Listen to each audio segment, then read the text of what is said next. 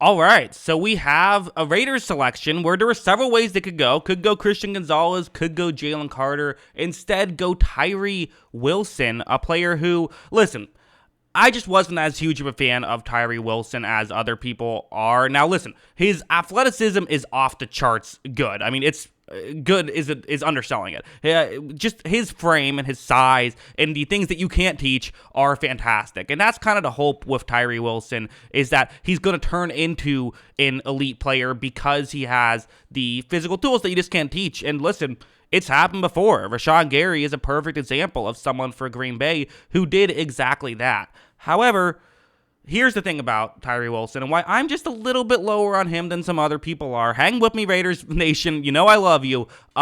The production was not overly there in college. He had one solid year of production his final year. And by production, typically what I value is things like pass rush win rate and Pro Football Focus grade, which both of which do translate very well to the next level. If you have a high PFF pass rush grade, you tend to do pretty well in the NFL level. That's just, that's what the data suggests, and I follow that. So because of that, because his analytics aren't so good, and because he didn't win consistently, and again, I also watched a ton of tape on him, and while his wins were very impressive, there definitely is a bit of a lack of consistency and a bit of a rawness to him. He is what I would consider a project edge rusher. So I would not expect him to, year one, come in and be a superstar. If he does, well then great, fantastic. But I think what's far more likely is it's going to take him some time to develop, which is not a terrible thing. Like, listen, there is some Trayvon Walker comparisons with Tyree Wilson. I think that's fair. I don't necessarily hate those comparisons at all because he is someone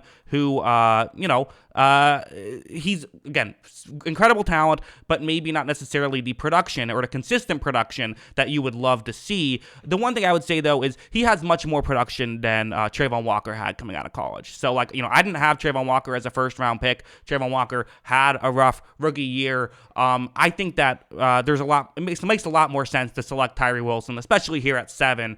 Again, maybe Jalen Carter would have been the better move, but again, it's the off the field stuff with Jalen Carter. That's why he's falling. For Tyree Wilson, he has his risk as well, but that's kind of, the end of it. So yeah, those are my thoughts on Tyree Wilson and this selection. And hey, most people have him, if not right here, higher. He's number 6 on the consensus big board. Getting him at 7, you don't hate that. So yeah, those are my thoughts. What are yours? Let me know in the comments below. Always love hearing from you. And of course, as always, thanks for watching.